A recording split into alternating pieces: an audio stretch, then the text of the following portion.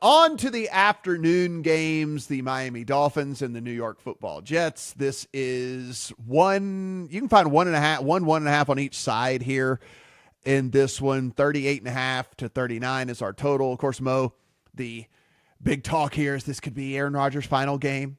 So he might not play anymore after this year. He said he doesn't need to go sit in a closet for a week to figure it out. He's going to just let us know as to how his body feels and whether he wants to go through a training camp and stuff like that over again. So could be Aaron Rodgers' last game. We also know Miami, all the incentive in the world, they can still make the playoffs in this one. However, they're going to have to try to do it with Snoop Huntley. So, yeah, he's going to have Jalen Waddle back at least. So there is that. Tough handicap here. Yeah, it really is. This is another tough one, man. Yeah. Really tough. I'm with you. I'm a little bit tempted to pull the trigger on the Jets.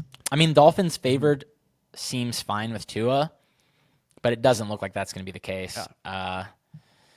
I kind of think the Jets should be favored, but I mean, the Dolphins, like, they did not look that great against a completely dead Browns team. I mean, they got me there. I'm happy that they covered when I had a bad number because I got stuck betting them early in the week before the Tua news. When I see this Jets injury report, I mean, Sauce, Quinnen, I don't know if these guys are playing in a dead game. Part of me is just like, Rodgers isn't going to go out that sad, is he? But then that's what I say. So it's almost like for me, and I'm with you. So I came very, very close to already betting the Jets, and then like I had it in the account and just didn't hit the damn button. Like, it's the closest I've come to making a bet in a long time and not making it.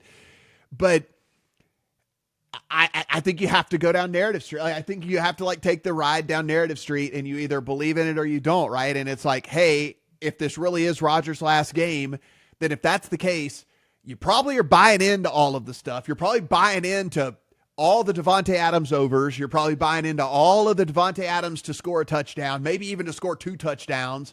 He's already said he wants to catch Rodgers' 500th touchdown pass and all of it, also. So it's either you buy into the storyline or you don't. And I kind of weirdly, because it's Aaron Rodgers and because it's like a dead coaching staff and all the different stuff like that, like, I kind of am buying in. I know that sounds nuts. Yeah, I mean, what else are these guys doing, right? Yeah. Like, they got to put something on tape for their next job. Listen, I talked to our resident Jets expert, Rich Ryan. He's got his finger on the pulse of the Jets. He says that the team is out on Rodgers and the players hate him outside of probably Devontae, like you said, because that's his boy. But, like, I don't know if this is super narrative street for sure, but he was telling me, so they had the team awards and Rodgers didn't win a single one. And I think it's just basically a shoo-in that the quarterback is like going to win something, and he got nothing. So seems like a lot of just animosity all around there. I mean, Rodgers has been throwing management and ownership under the bus for the last 2-3 weeks. I could see him still playing hard for the staff, but he hates the organization, it seems like. I mean, but then he comes out and says, best 2 years of my life. Is he trolling? I don't even know what this is. I can't. We've been talking all year about how we can't get a read on whether the Jets are going to come out with any effort and try, and I still feel that way, man. I'm sitting, and then we get all these rumors about whatever they're like. Garrett Wilson may or may not want to trade or so. Did you hear did Rich mention anything about that? Like, I didn't hear anything about that one, but yeah,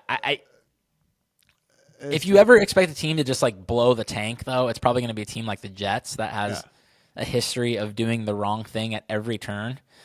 I might sprinkle. I mean, this might just be the way I play it, and then like I might sprinkle a little on 2 touchdowns for Devontae Adams, and then like literally just a little nugget on 3 touchdowns at like 60-1, and then just like because it's 11-1, 2 touchdowns for Devontae Adams and all this. It's like if there's any kind of middle finger to the world, it would be Rodgers to be like, all right, I'll just target. Okay, you want to trade, and you guys hate me, and okay, I'll target him 18 times in this game.